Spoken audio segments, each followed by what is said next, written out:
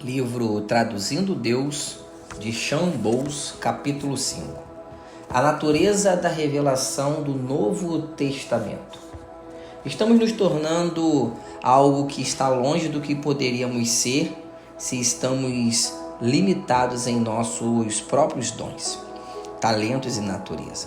Quando temos Jesus vivendo dentro de nós por meio do seu Espírito, podemos participar dos seus pensamentos, do seu favor e da sua intenção e podemos ver o fruto maior em nossas vidas.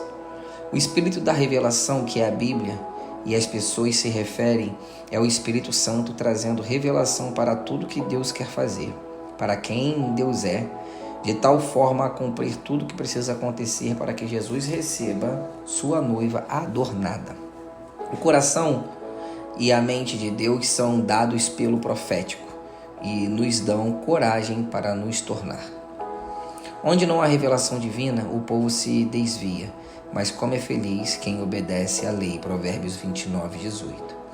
Em outras palavras, a revelação traz a ordem correta do propósito.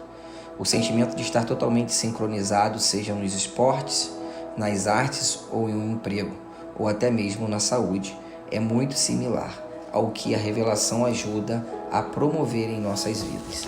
Ela nos mantém com um sentimento de extrema conexão a nós mesmos e ao mundo ao nosso redor. Nos mantém dispostos a sacrificar e a viver moralmente, porque temos conhecido a Deus com intimidade e queremos proteger esse relacionamento a todo custo. Outra forma de explicar isso é dizer que o Espírito da revelação é basicamente o Espírito de Deus nos mantendo conectados aos seus pensamentos e ao seu coração por nós e pelo seu Filho.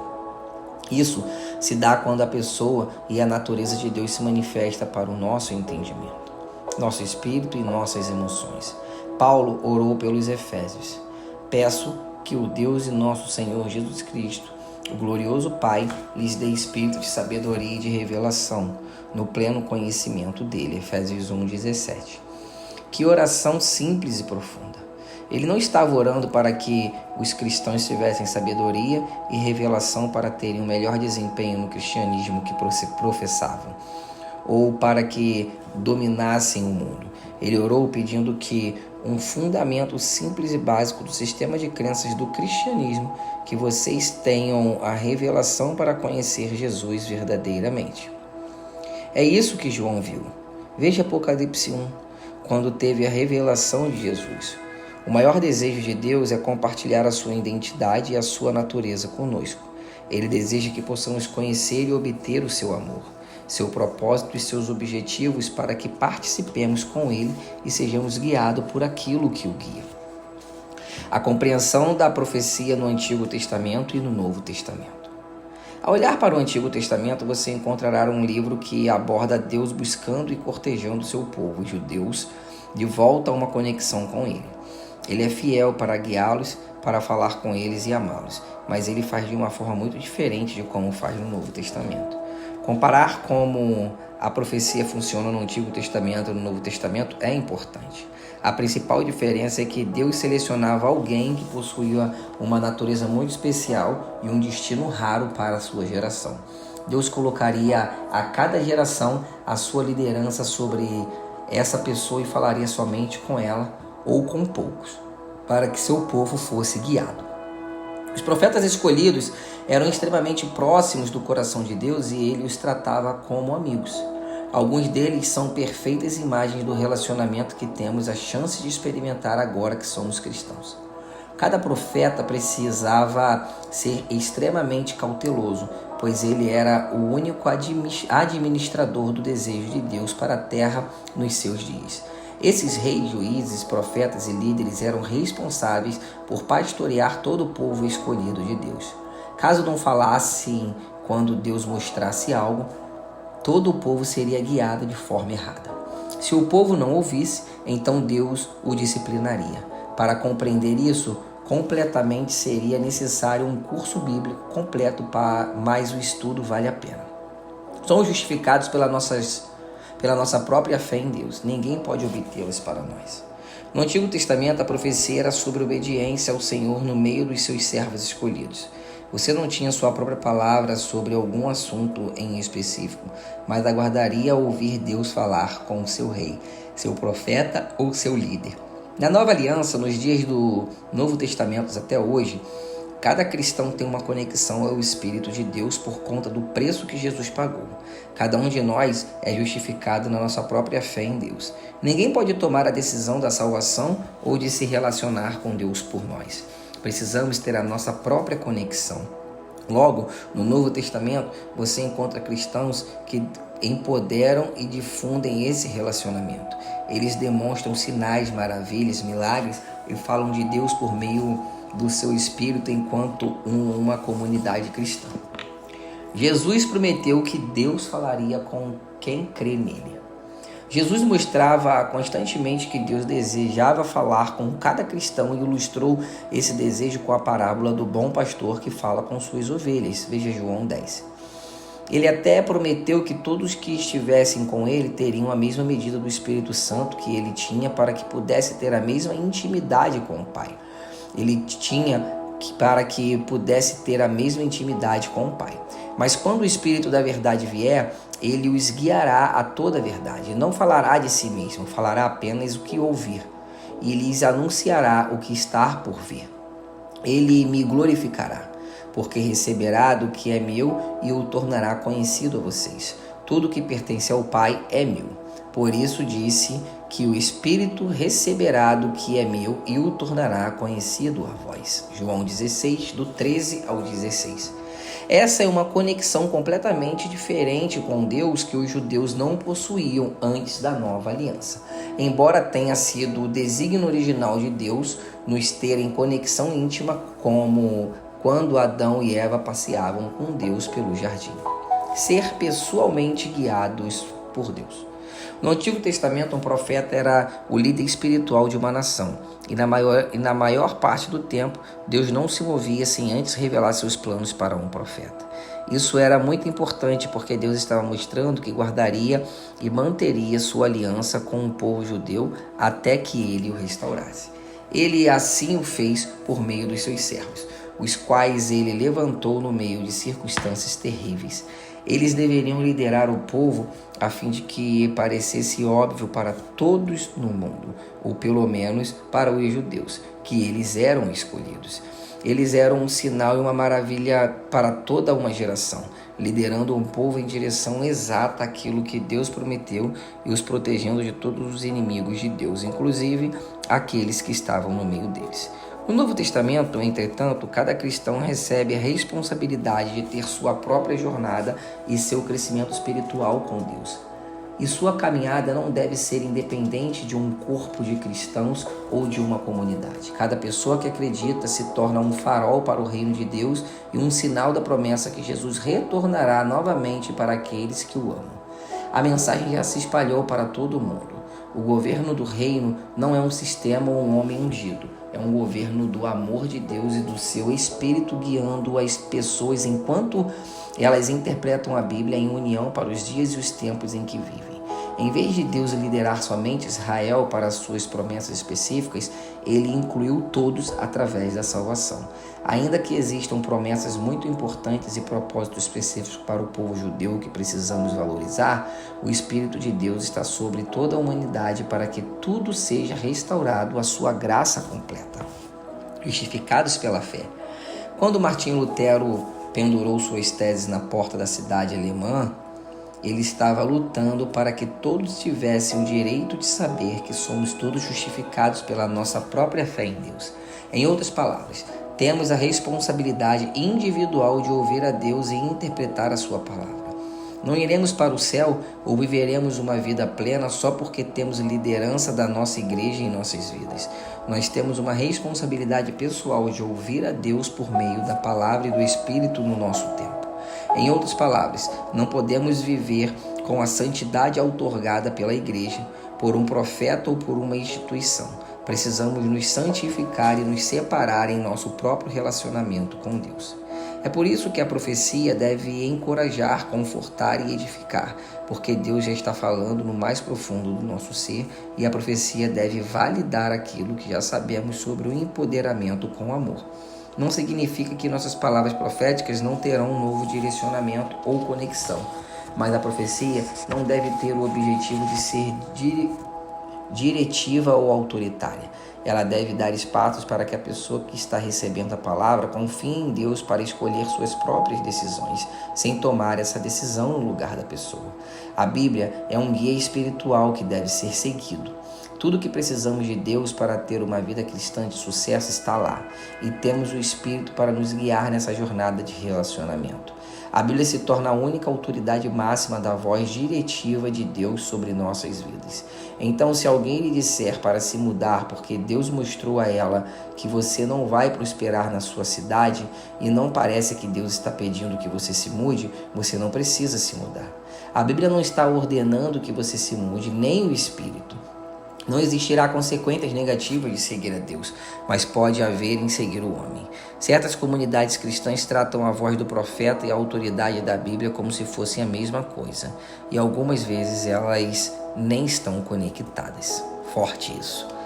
A profecia para outras pessoas jamais deve violar sua vontade ou habilidade de tomar decisões.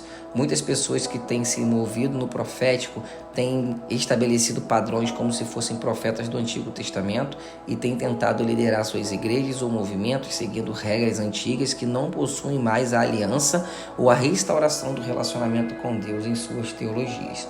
Isso pode levar a um controle e manipulação devastador do rebanho, porque ao pensar que Deus falou contigo e usar o que ouviu para direcionar pessoas para o caminho que normalmente não iriam, você está violando a jornada de fé de cada uma delas com Deus.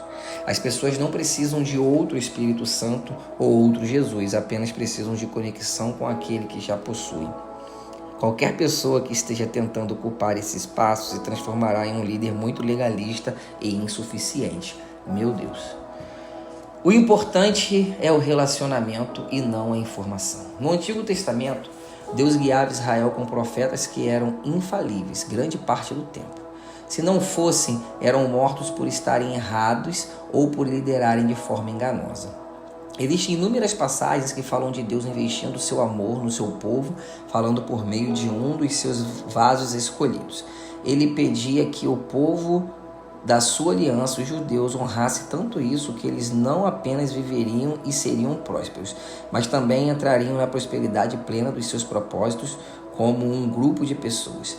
Deus falava em mandamentos e decretos para que, através de suas tradições e obediências, eles pudessem chegar a um entendimento do seu amor e da sua aliança. Quando Jesus veio para cumprir tudo o que foi prometido ao povo judeu em relação ao Messias, ele os conectou diretamente a Deus. Depois que Paulo, o grande apóstolo, teve seu encontro no caminho para Damasco, ele teve uma revelação de proporções bíblicas. Os gentios, todos que não eram judeus, também eram beneficiários de tudo que Jesus cumpriu. Todo mundo recebeu o perdão pelo seu relacionamento quebrado com Deus. E agora todos poderiam construir um relacionamento diretamente como o Pai, por meio do Espírito de Deus, porque Jesus havia morrido na cruz. O Novo Testamento não enfatiza a informação ou exatidão quando Deus fala, e sim o amor. Como Paulo diz, porque em Cristo Jesus nem circuncisão nem incircuncisão tem efeito algum, mas sim a fé que atua pelo amor. Gálatas 5:6. O Novo Testamento enfatiza o nosso recebimento do poder do Espírito, junto a todos os outros cristãos. Os discípulos receberam a mesma dispensação sobre eles, Atos 2, versículo do 1 ao 4, que Jesus recebeu quando foi ungido por João Batista. A presença de Deus era a primeira manifestação da resposta da oração que Jesus fez ao seu Pai antes de ser traído, João 17. Em respostas a essa manifestação, Pedro citou Joel 2 e disse que o Espírito de Deus estava sobre eles, que os jovens estavam tendo visões e os velhos sonhando. Em outras palavras, o Espírito de Deus estava e está sobre todas as pessoas e todos estavam profetizando, pois Deus havia restaurado seu relacionamento com toda a humanidade através de Jesus Cristo. Isso significa que o objetivo e a jurisdição da profecia não é nos dar informação sobre como Deus está nos levando para a aliança ou nos afastando dos nossos pecados. O objetivo principal das palavras do Espírito é revelar o amor do nosso Pai e o nosso relacionamento com Ele. Já que todos nós somos capazes de ouvir a Deus, nosso objetivo é ouvir de Deus para os outros. Para os outros deve ser para encorajá-los e afirmar essa maravilhosa conexão. Deus não está mais levando o seu povo para essa conexão. Ela já foi possibilitada e dada gratuitamente até para os não-judeus. Agora podemos descansar nesse relacionamento. Não precisamos construí-lo ou viver como aqueles que lutavam para obtê-lo. Ainda existem profecias específicas para o povo judeu que expressam o próprio coração de Deus. Respeitamos essas revelações especiais e que no final de tudo provarão o plano redentor de Deus. Paulo sabia que Deus estava chamando-o para Roma quando um profeta tentou impedi-lo de ir. Aqui está a história de quando Ágabo foi até Paulo e implorou para que não fosse para Roma porque havia tido uma revelação que ele seria preso. Depois que passarmos ali vários dias, desceu da Judéia um profeta chamado Ágabo.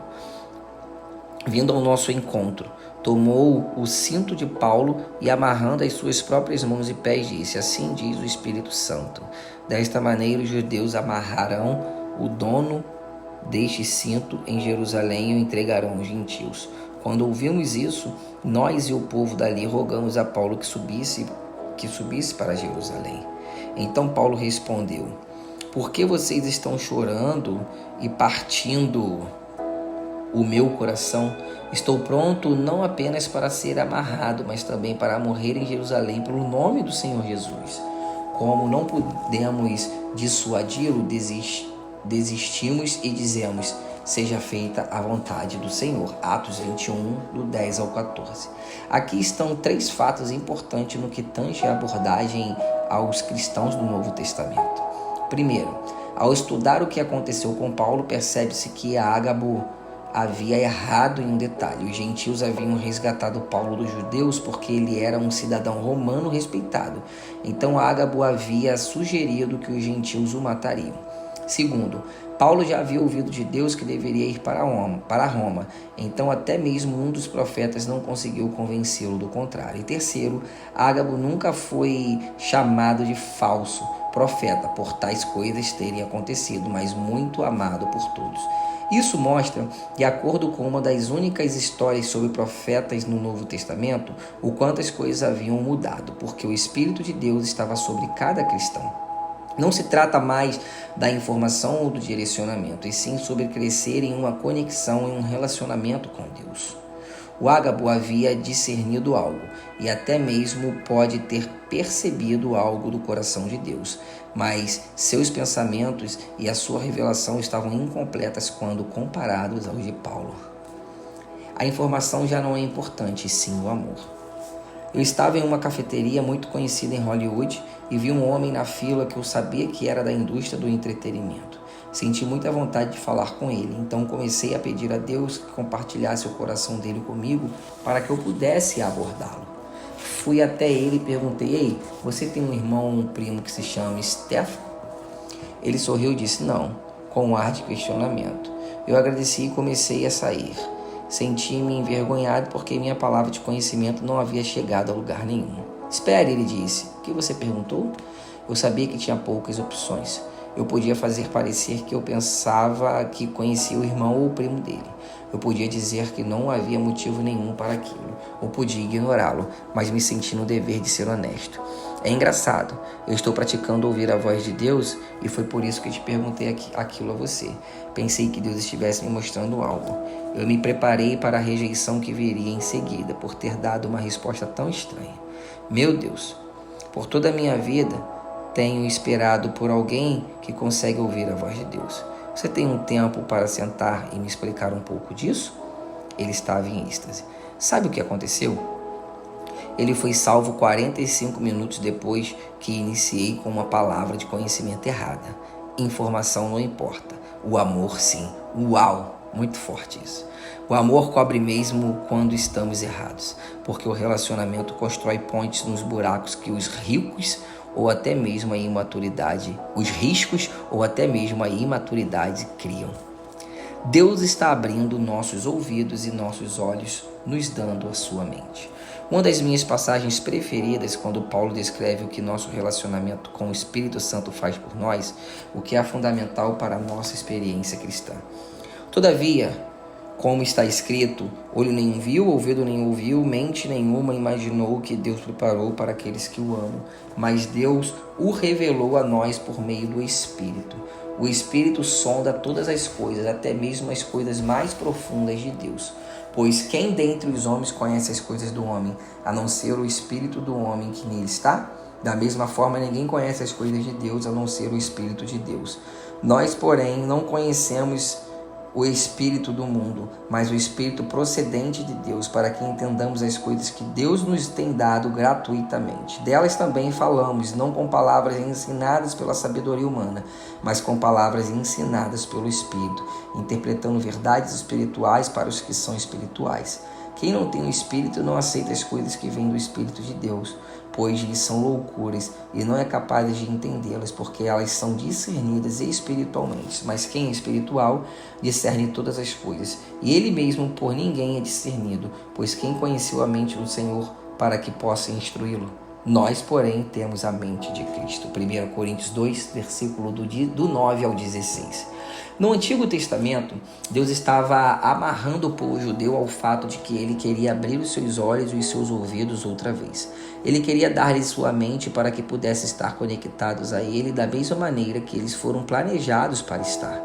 Ele estava constantemente ajudando-os a enxergar onde seus olhos estavam fechados e ouvidos surdos, para que pudesse ter esperança para obter uma revelação ou entendimento completo. Ele corrigiu os israelitas por tentarem dizer que tinham a mente dele, a mente de Deus, quando estavam falando por conta própria. Ele estabeleceu a meta da restauração, a plenitude do seu reino tão alta que os amava mesmo quando estavam radicalmente fora do rumo. Paulo fala sobre a diferença entre os que vieram antes da ressurreição de Cristo e daqueles que vieram depois. Ele diz: nós a possuímos. Em outras palavras, ninguém tinha a mente do Senhor, mas Paulo diz que nós temos a mente de Deus, graças à nossa profunda conexão com o Espírito Santo. Deus fala os seus pensamentos nos mais profundos do nosso ser. Bob Jones e a profecia para evitar Los Angeles. Bob Jones era como um avô para mim. Ele tinha muitos preconceitos por causa de algumas das suas visões espirituais quando era mais jovem. Com o estado da Califórnia. Quando eu lhe contei que finalmente iria me mudar para lá, ele implorou para que eu não fosse. Ele estava convencido de que haveria um grande terremoto e que nem mesmo a oração poderia impedi-lo. Ele até profetizou algumas vezes que ele aconteceria, dando datas e períodos para a sua ocorrência. E eu lhe expliquei: Bob, eu preciso estar apto a rejeitar sua palavra sem rejeitar você e vice-versa. Eu preciso de você. E só porque não acredito na sua palavra sobre a Califórnia, mesmo que você esteja absolutamente convencido, não significa que eu não confie em você em outras áreas. Você consegue permanecer conectado a mim, mesmo eu não confiando na sua perspectiva espiritual e considerá-la um pouco doida? Ele sorriu e disse sim. Esse é um marco de um verdadeiro profeta do Novo Testamento. É sobre o amor e não sobre a informação ou sobre uma palavra. Anos depois, ele me deu outras 2 profecias chaves sobre a Califórnia. Ele disse que o avivamento chegaria através da TV e de filmes, e que ele havia orado que eu contaria uma visão através de TV e filmes. E quer saber? Aconteceu. Graças a Deus pelo profético. Deus te abençoe. Te aguardo no capítulo 6.